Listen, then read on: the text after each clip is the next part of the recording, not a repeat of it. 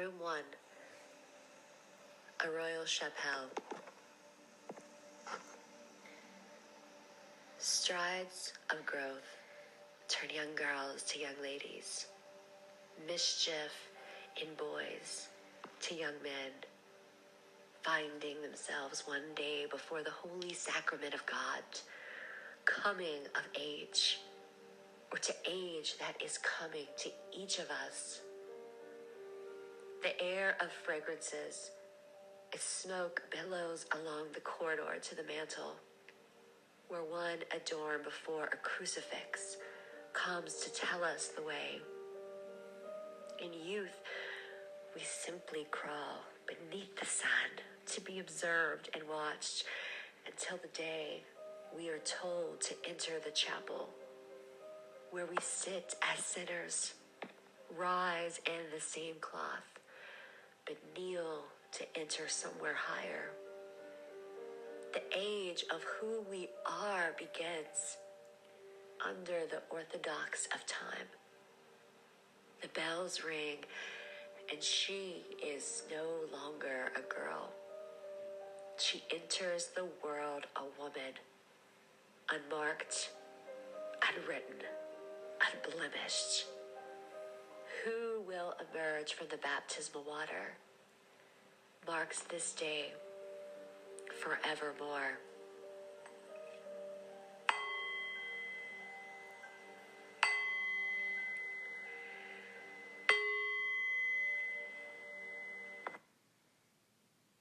This is Room 2, Galerie d'Iglesias, the Hall of Mirrors. Could this life be just a dream, or is life going to be more than my wildest dreams? Mark's tender, smooth features of such beauty and youth, whose mark thus far is only a delicately placed freckle in between her buttoned-up nose and her cupid lip. Perhaps an arrow to let all men know how delicately to kiss her. Still chaste enough to have no man dare show unbridled passion, but still sensual enough to know what can be hers when she decides the time is right. A young goddess sometimes needs time to find her true place, but needs man to give her the same. The most beautiful part of her palace lies in the great hall of mirrors that fortify her soul. But her eyes let you into the wonderment that such a place can bestow. For they glisten in the sun, show such innocence in its pure whiteness, and its pupils mirror something deeper that makes you stir.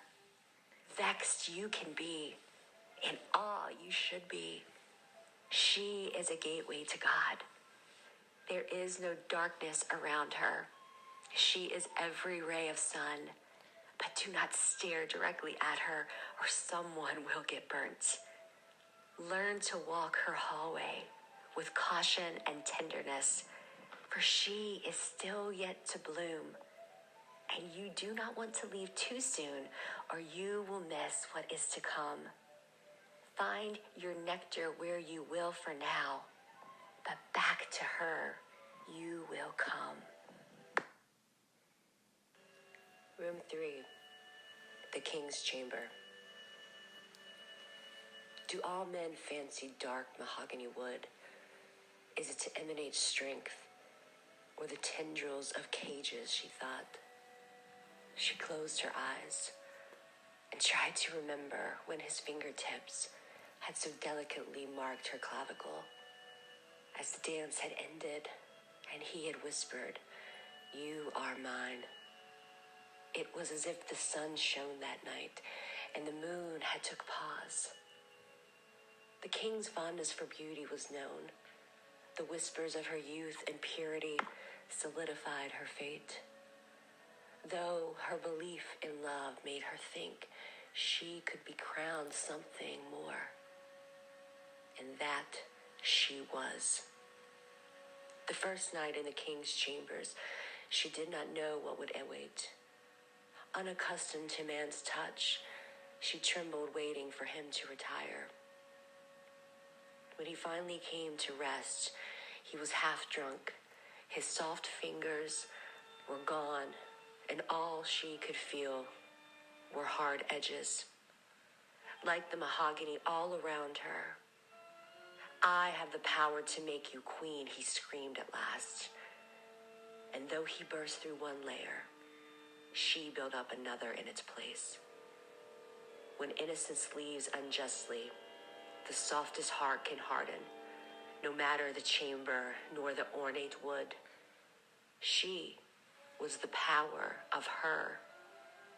It had been hidden in its delicacy, but when it was stripped away from her, a steel blade was left in its place. And as she turned over, her eyes were now distant, and only the silk sheets felt her teardrops. She was now queen. This is room 4, the Queen's Chamber. There was a cornucopia swarming around her room, a silver platter gorged with fruit, a crystal pitcher of wine with 2 goblets, though only one seemed to be used. 2 tailors swarming around her frame with silk from a foreign land to encase her, to make her a dream. 2 men with velvet gloves held the jewels for her accompaniment. Only she would decide which ones and just where they would be placed. 2 chambermaids filled a cloth tub, one with hot water, the other with roses, hibiscus, and oil. The only way such royalty can bathe. A lady in waiting curled her hair, and another pinned it in such a way you thought Shakespeare himself had pinned her into a midsummer night's dream. She looked at herself in the mirror.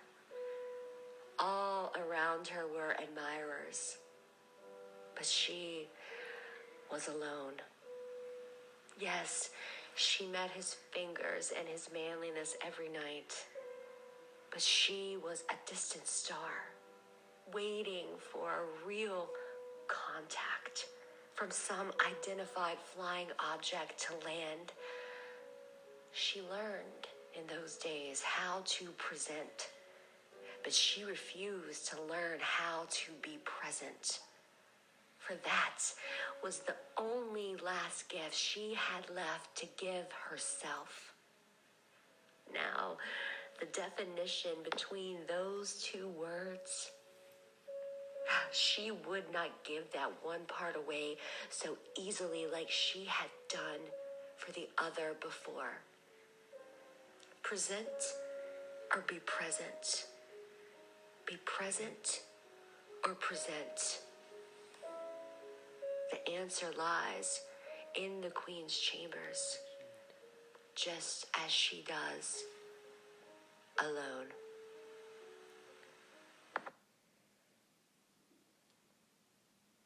This is room 5, Splendor beyond the chateau.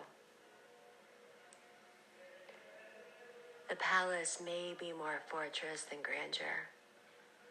I think these thoughts when I know my best view of the sunrise does not come from where I live, but comes from the top of the mountain that I escape to.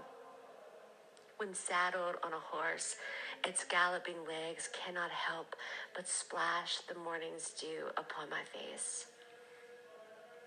Is it not then that I feel most alive?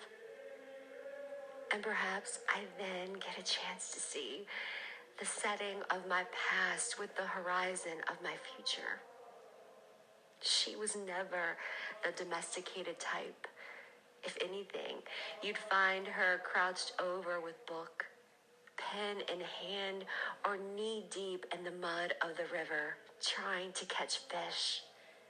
Corsets and bell skirts only found her when they needed to, and only choked her every single day. So when she had a day of riding, that was the earliest day she would arise all week.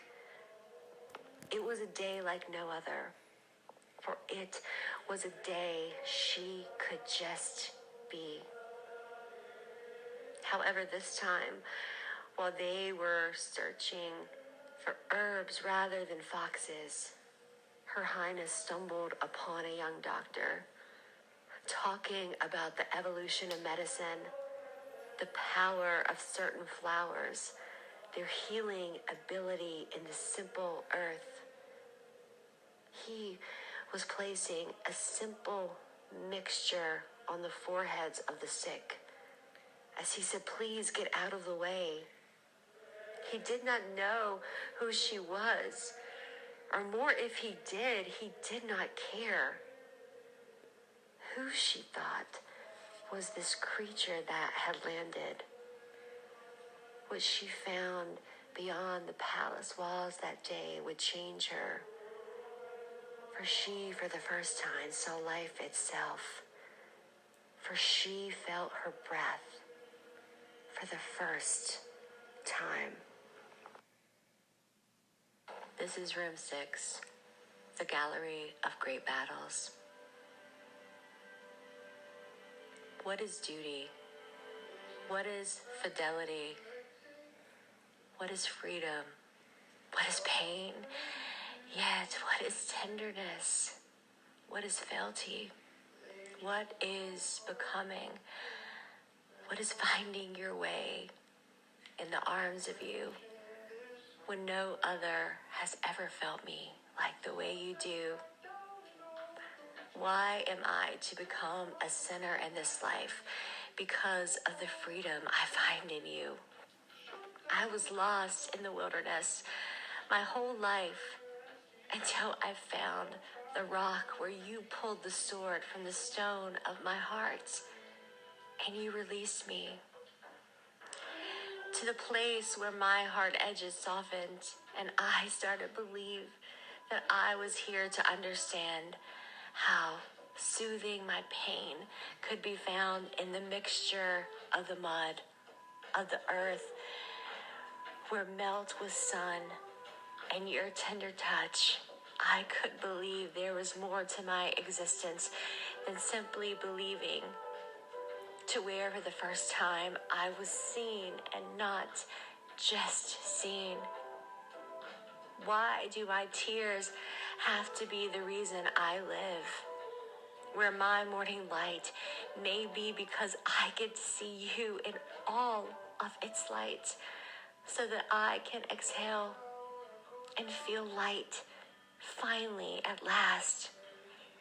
Why is a woman's place meant to be one of suffering and loss? But why is it not to be one of a place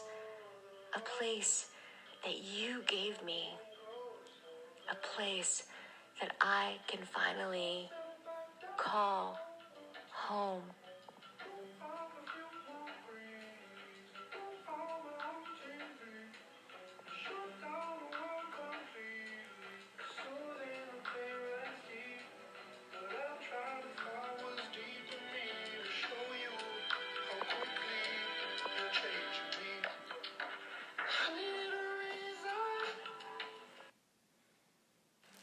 This is room 7, Coronation Room.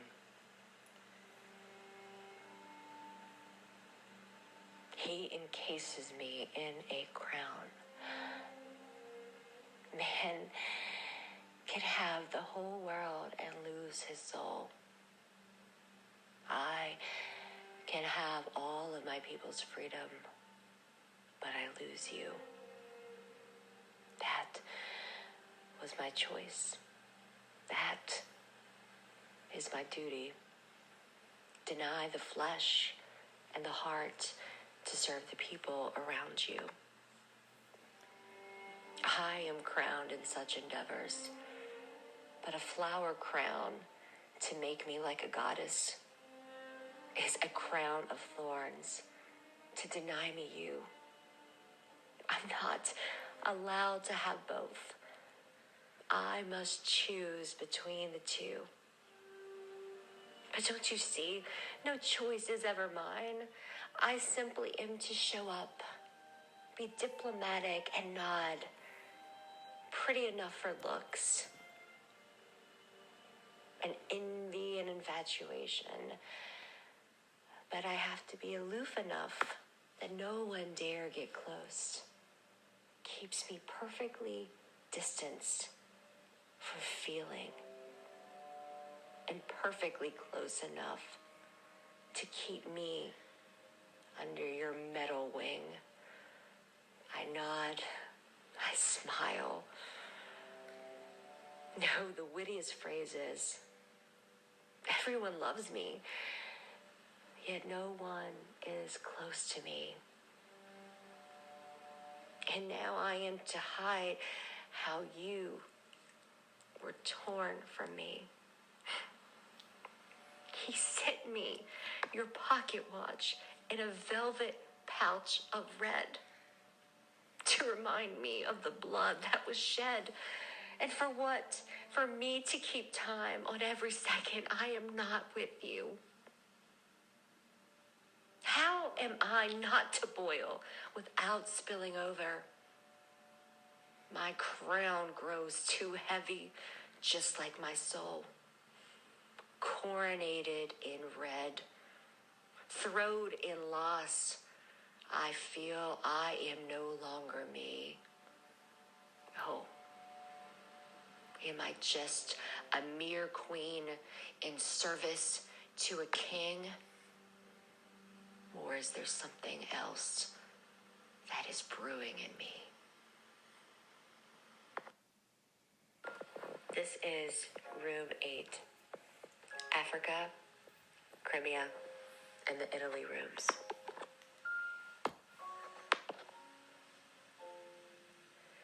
She could hear the hounds barking as she asked her steed to gallop faster. She only had the clothes on her body and one pouch of gold. But my God, she had her. And that was enough. She was afraid she was going to fall off, but something kept her steady. She no longer could be where she was or who she was. She was riding to somewhere free. Every tear that was falling was leaving a trail. But let it be a path that another could find. Let it be a story of hope, of breaking free, of stopping the hands of clock with their unruly definitions.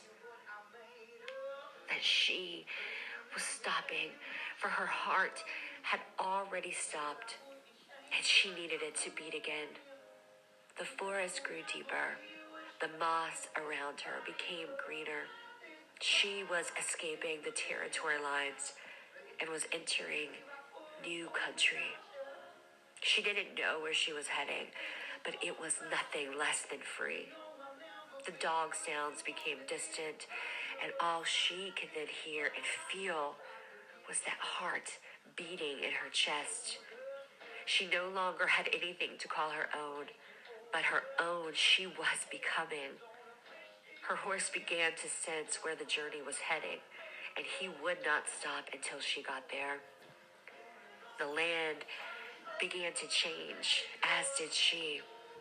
Her first stop found a medicine man that handed her something called understanding. He said, "Drink it fast, but do not stop." Into the next land, there was an alchemist that turned her pouch of gold and made it armor. Finally, she made it to Italy, where she was to rest. A young girl at a well revealed that there was a camp up ahead just as she replenished her water. There was a new language she didn't know, but she knew the language of life. And it was here that she was not just to rest, but that she was to be found. This is room 9, the Crusades room. I went to war on myself. I thought I needed the lashes. to feel my sins and wipe them away clean. But the gypsies in this strange new land called Italy, they were a band of travelers who had another story to reveal. They had talked about their time in India, where its inhabitants walk towards 7 sacred rivers. They told me about the Ganga, that if you go there and bathe in it, you can be healed, all negativity stripped away. I immediately stood up and said, "You must take me there." The old woman told me to hush, for there was another river she wanted me to know about. It was the Narmada, that all you had to do was sit and look at her, and the manifestations of your intentions would be revealed in those waters. You didn't have to submerge yourself in water.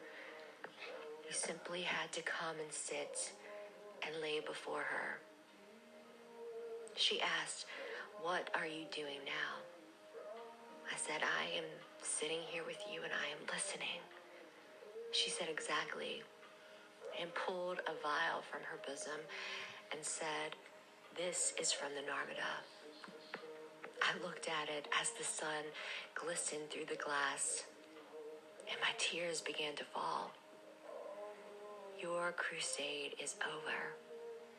And she poured the vial over my head, and I sat back and I saw my past remove itself from me.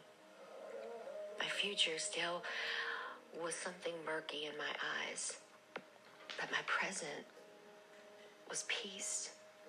My war was finally over. This is room 10, north and south attics. We must clear away all that no longer serves us. And my, what cobwebs do we have over the course of this life. They are so sticky and binding that they become the false chains that do bind us. She always would be the fairest of the land, but her overarching questions, born of her intellect, would keep her not exactly in the places that others wanted her to be. So they often tried to place her in the attic, to be a memory that could be placed safely away so that it could be trapped, to be pulled out when only they saw fit. But she was no longer someone to be placed in a dusty box. She had found herself on her own, and never doubt the power of such a feminine soul when they are left to their own devices. For the past has its place in the attic, like yearbooks and holiday decorations. But a woman such as herself, if placed there, could quite possibly just blow the roof off, simply because there is not enough space or air to contain her. For when she finds her room, removes all the cobwebs that made her think she could be caged, there will never be a space big enough to ever contain her again.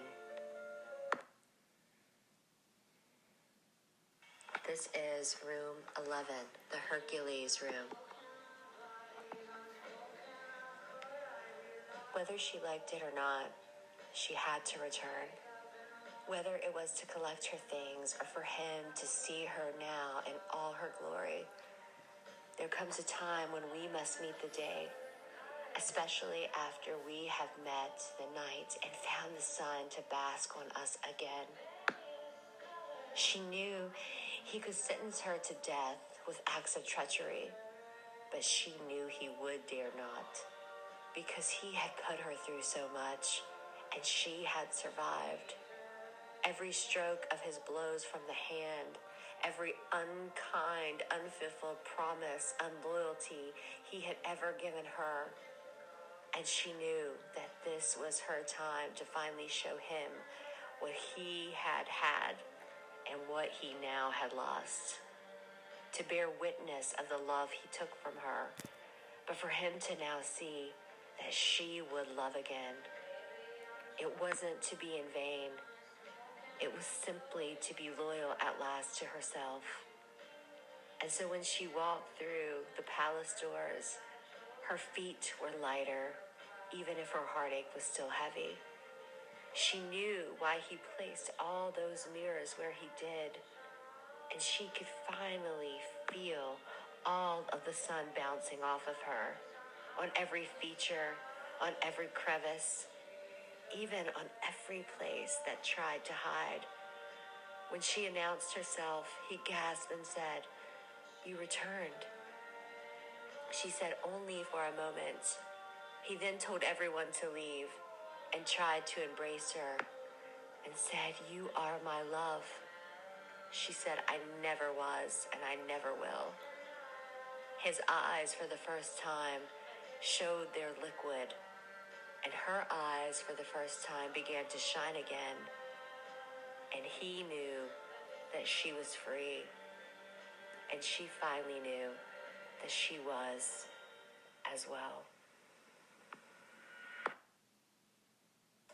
This is room 12, room of abundance. She had gathered her things.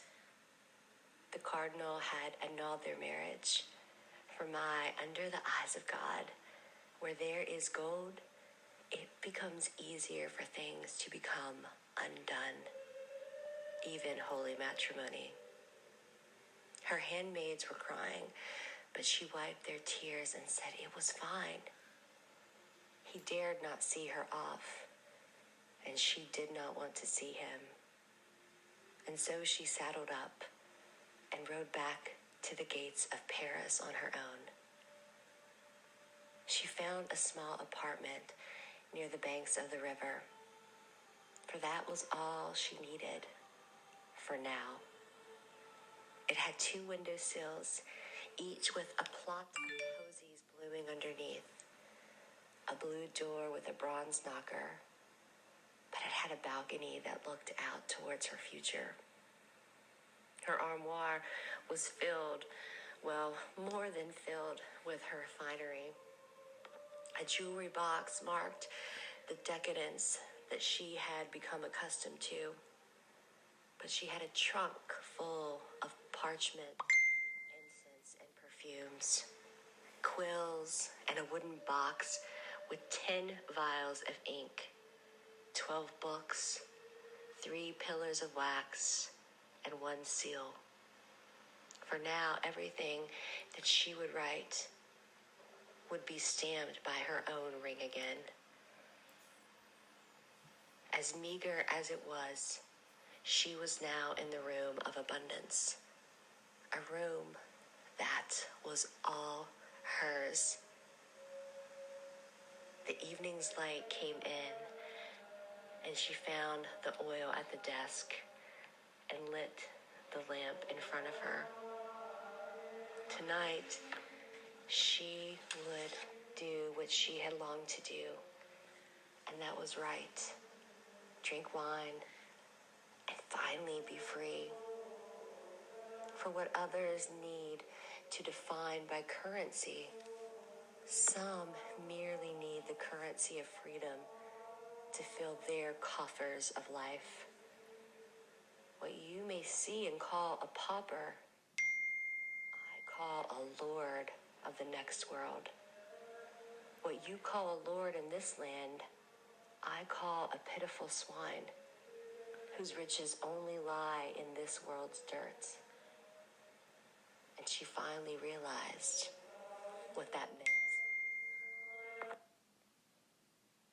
This is room 13, the Venus rooms.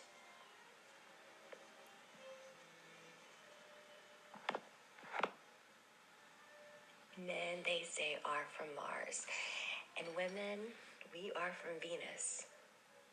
But will you meet me somewhere in the galaxy where my gravity no longer pulls me down and who I long to be pulls me up far past the atmosphere? She wrote that first night when no ring no longer bore its mantle on the fourth finger. You can get lost on trying to find yourself. But isn't it in those questions that a woman can find or define herself? Aren't we lost in youth, needing others to give us proof of exactly who we are? But as we enter our post-maiden selves, we're then taught about duty, who we are to be for someone else. But is it after childbearing we begin to see the sparkling starts of who we are? It is a fact. Men are by nature already primal in youth. Women, though, learn who they are, learn of their pleasure points only once they have been through life. I guess that's what experience will teach us. Is that some sort of tale of a rocket ship to some other planet where we decide to land? But no matter where we journey, we are always love and light, for that is the softness of our hand. But then we find this time to be the place that is when we will finally be revealed. For we reveal our own selves when we finally decide to show ourselves to the mirror of this life. It is a penalty of ours that we spend so much time, most of our lives, asking someone else to hold that mirror up for us, to give us something that we need to see. But once you get that hammer and nail and you hang that mirror up for yourself, you can then begin to explore who you are. See exactly who you are. Know exactly what you want. Know exactly what you don't. But know perfectly well that you are a woman after all. This is room 14, the Diana room.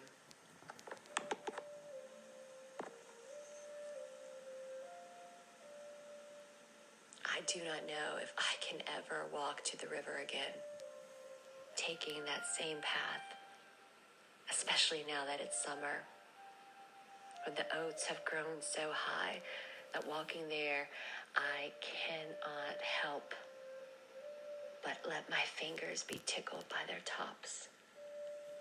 It makes me only think of you.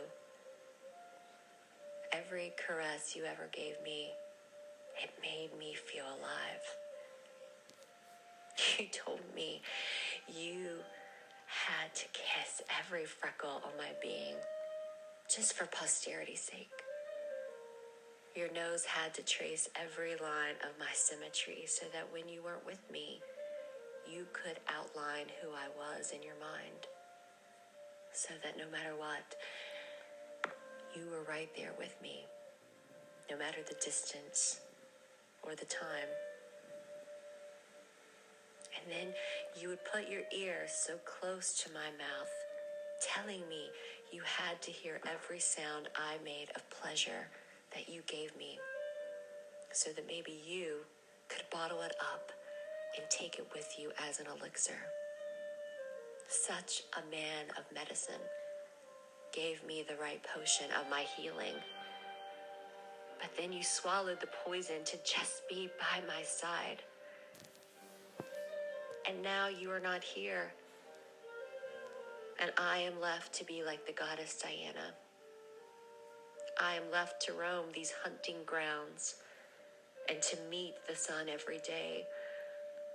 But it is to be without you. But I am learning to bottle up every moment I had with you and scatter it everywhere that I do go, so that you will be a part of it too. You will walk where I walk. You will feel the breeze when I feel the breeze. You will drink from the water just as I will drink from the water in these lands, so that you will forever be just like you are forever a part of me. This is room 15, the Mercury Room.